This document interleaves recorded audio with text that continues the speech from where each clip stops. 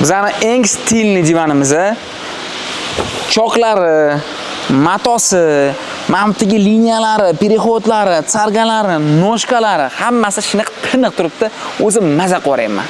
Ketdi ichini ko'ramiz. Biz karkas asosiy qismlariga fanera ishlashga harakat qilamiz. Потому что fanera bu eng mustahkam material karkas uchun. Bu divanimizning sidushkalari, o'rindiqlari ba'zi bir sloydan qilinadi, ikkita sloy HRdan qilinadi, pastda tepada. Keyin также mamta sintepondan qoplanadi, и mana shunaqa первичный чехол. Первичный чехолga qoplanib, mana shu kapsulaga qilamiz. Undan keyin chexolni taqamiz. Bu modelimiz qanchalik komfortli. Опять mana o'tiryapman, hech qachon tegib qolmayapti. Maza qilib o'tiradigan.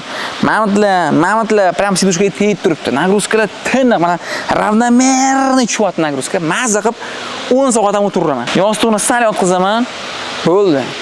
Paysnisam podдержкасы bilan maza qilib, mana qilib dam olib o'tirsa bo'ladi. Mana qilib o'tirishga shunaqa udobniy mana bu yostiq. Mazada chiz qo'yib olib, nima qilib kayf. Oyoqlarni cho'zib olib yotish uchun mana bu yostiq shunaqa udobniy. Mana bu yerda bo'yinga ham, bosh qo'yishga ham shunchalik qo'yib olib yotsangda. Mazza. Ketagini ham ko'rsataman. Yengil divan. Ke. Qaranglar mana. Boltlarni qotirilishini qara. Tiniq vintlar qotirilish. Mana bu akkuratniy takib nakladkalar qo'yilgan.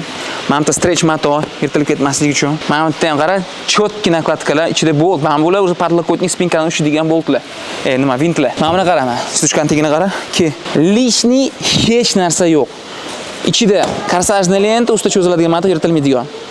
Tiniq, tekis, hamma yo'q ровно, четко. Bilin, mana shu divanga maza qilaman-da.